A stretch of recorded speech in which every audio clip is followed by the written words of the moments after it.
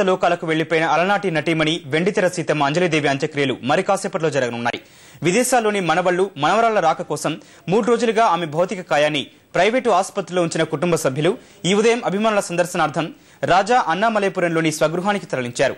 అంజలిదేవి పార్థివ దేహానికి తమిళనాడు గవర్నర్ రోసయ్య, అలనాటి నటి కాంచన, గాయకులు ఎస్పీ బాలసుబ్రహ్మణ్యం, సుశీల సహా పలువురు సినీ రాజకీయ ప్రముఖులు నివాళులర్పించారు. సినీ రంగానికి అంజలిదేవి చేసిన సేవల్ని స్మరించుకున్నారు.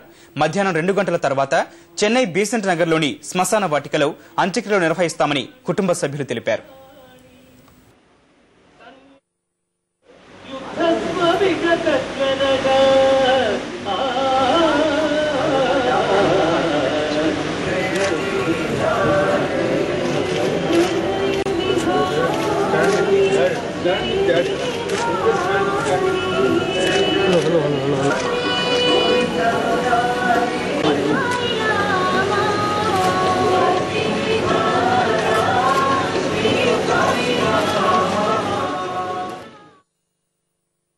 అత్యంత ప్రతిభావంతమైనటువంటి మహానటి.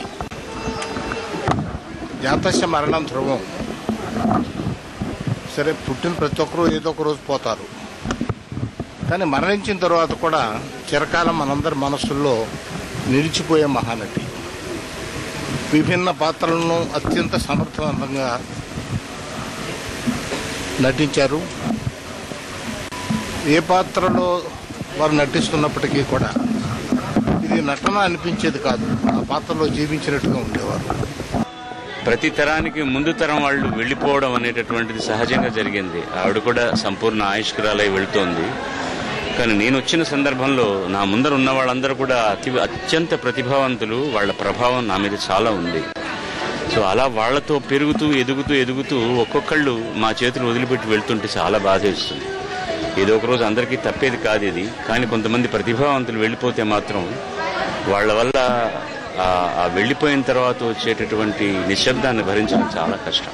నా ఉద్దేశంలో ఆవిడ పూర్ణంగా భార్యగా, ఇల్లాలుగా, నటిగా, మాకు గురువుగా, అంటే బాబాగా లేని కొరత బాబాగా లేకపోతే ఆవిడ చూసేయాల్సిందే. ఆవిడ బ్రహ్మాండమైన రోజు పోయింది కాబట్టి ఆవిడ ఆత్మ బ్రహ్మాండంగా శాంతి పొంది మేము ఎక్కడున్నా స్వామిని పిలిచండి అమ్మా అంటే పలకాలని ఆత్మ